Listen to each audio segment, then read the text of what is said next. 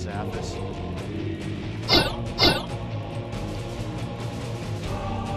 And this is Patrick Burns.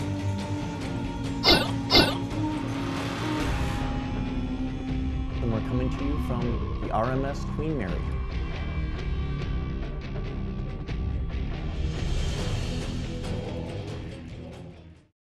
I'm fascinated with the whole aspect of demonology, really. Scared to death of it. I mean, when I get those cases, those types of malevolent cases, I normally pass them off to somebody that knows what the heck they're doing rather than place myself and members of my team in harm's way.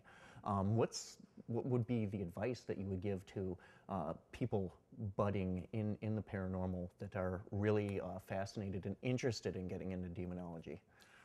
A key thing to always go with caution, try to understand it. And today, one of the key things like I respect so much about you is you try to scientifically prove it out. Sure. You're looking for the different things. And over the course of years with demonic cases, I think a lot of us have understood the different parts of it, that not everything that we always knew in the past would I classify as something demonic today. Right. And these are different things that you and I have discussed, we've Sure. talked about, and the different theories. Growing up, in my perspective, if a person just got scratched or, something happened, we would always consider that something on a negative level. Sure. And with, a lot of you guys with the research and some of the things you've done, it's made me look beyond just my scope for being able to understand things. Maybe it's just a ghost that's pissed off. Yes. It might not necessarily be a demon. Here again, if it was a miserable, rotten person in life, what are they going to be like in a ghost? Exactly. So, you do learn to look at some of these things to understand them. But I feel that talking about it in the way all of us get together and share our information, I think it's opened our eyes to a lot of different things to look at different things. Sure. I mean, your mentor is Hans Holzer, right, and mine is Ed Warren. Your Uncle Ed Warren. And my Uncle Ed Warren. And, we take these different philosophies and at least we can compare notes, we look at things to try to understand them. Really, who knows? We're still in the crawling stages. We're still trying to understand what is going on here. And like you said, I try to approach this from a scientific perspective and apply instruments and measure environmental changes, whereas somebody like yourself is probably more interested in trying to establish what it is that we are interacting with. Is this a malevolent entity, a truly malevolent entity, a non-human malevolent entity, or is this just maybe a prankster who's playing tricks on somebody that's conducting an investigation? But what I find intriguing and what I love incorporating now is what all of you guys have brought to the forefront.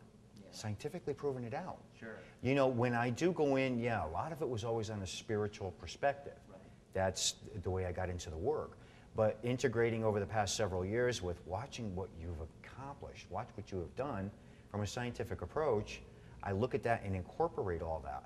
And when you're trying to determine whether you're dealing with a nasty human spirit, something negative, an elemental, the different categories, it's always intriguing because we all sit down and talk about it and share the information. Right.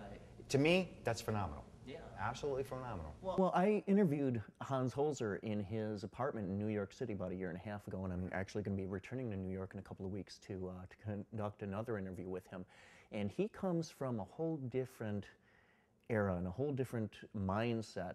Back when he was doing this, there was no such thing as digital video recorders. There were no camcorders. There were no handheld EMF detectors. He based most of his research working with deep trance mediums and a tape recorder. Yes. Not looking for EVP, looking to only document and record the trance medium session. His instrument, as he says the spiritual world refers to the trance medium, was the deep trance medium who would channel these entities and bring through the details. He and I are sort of at odds from that perspective. He thinks that what we're doing with the electronics is just hogwash, and I said, well, Hans, what if you apply it using both? You have the psychic medium, and you're also trying to validate it on a scientific perspective. And he sort of thought for a minute, and he's like, yeah, I guess that's okay. But he said, make sure you have a deep trance medium with you for that human element. So, of course, that flies in the face of what a lot of paranormal researchers today, modern paranormal researchers, are coming across. I know for me personally, there was a time when I wasn't interested really in working with psychic mediums. I was only interested in the objective data that I could chart, that I could actually record. What can I measure that's tangible? A psychic impression is, of course, very subjective. And open to different interpretations, and open to the mood that that they happen to be in at the time that they're doing the reading. Yes. So, but I do think that using, of course, what I do on Haunting Evidence is sort of using that two-faceted approach. I have the psychic mediums that I work with, but I'm also there looking for the objective scientific data that I can record. Which is phenomenal. That's what we, each and every one of us, I think, strive for today, because here again, I take it a step farther. I get involved with the more heavier, serious type cases. Yeah. But do I still believe in incorporating, after 36 years, the psychics, the mediums? Absolutely. But if a lot of the team members can document the temperature changes, they can get EVPs and everything, to me that's a phenomenal. Old world, new world, and a lot of times we do come up with some phenomenal information.